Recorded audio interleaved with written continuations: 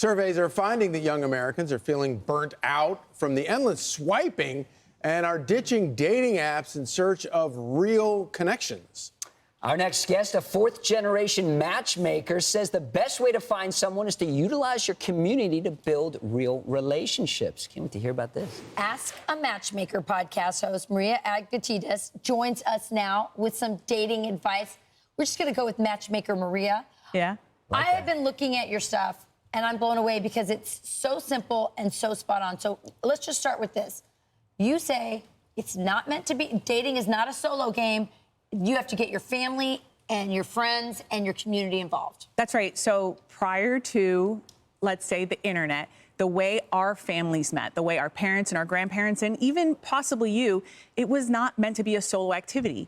You met people through friends. You met people through your community. Your parents may have meddled. And that was a conversation because then you could talk more about your values and your community and what kind of life you want to live.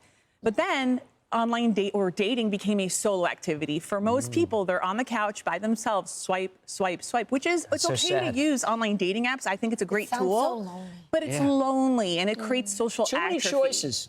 Yeah, and too many choices, the paradox of choice, that's a big thing.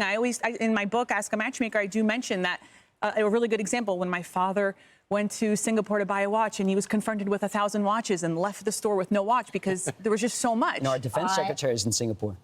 Well, I hope he's not buying a watch. So you have very specific advice, like, because I love it. It's like 5-5-5.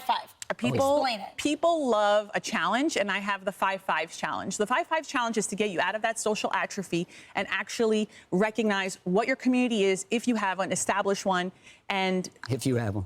Well, some people don't. So one of the most basic ones is say hello to 5 people. That last one right there. Say hello to 5 people. I know that might sound silly. You've probably said hello to 5 people in the last 5 minutes, but for a lot of people, they don't say hello to anybody, and that does create social anxiety. So challenging yourself over the next 5 weeks, just say hi to 5 people you would have otherwise never said hi. You go to Starbucks, take out your AirPods. Another really good one is reach out to 5 friends. And I don't mean your 5 best friends. They've done nothing for you. I want you to go to your social network that you already have, online, offline, and just talk to them. Say, hey, next time you're having a barbecue, can you invite me? Yeah. Right? So what are the best events to be at? Oh, good question, to meet Charlie.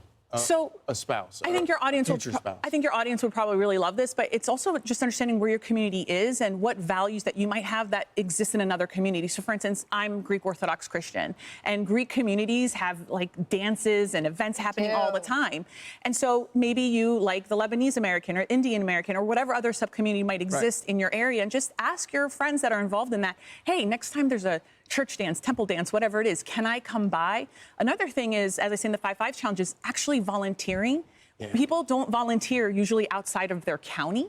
So as a result, when you're volunteering, even if it's the desk at a golf tournament, you are meeting people that are in and your that can be neighborhood, helpful in your community. when you go to a volunteer event. If your future spouse is not working and not doing anything, that might be, something for the future. Like, I want somebody who's caring, helping. Yeah, but also they might not actually be at that event, but you know who might be there? Their sister, their coworker. You're trying to build your social network. We have gotten rid of the third place, right? The third place is, what used to be after home and after work, the third place where we can do other things and meet new people. But because we have work from home, but because of the social atrophy from the pandemic, we have gotten rid of the third place. Yeah. Okay, Do you have a website Well, last thing I want to say, because before we go, is because we talked a little on the commercial break, you say married people are not doing their job. So finish off with that one. Yes, so married people are part of this conversation, and I really believe that they need to step up, because before people were on their couch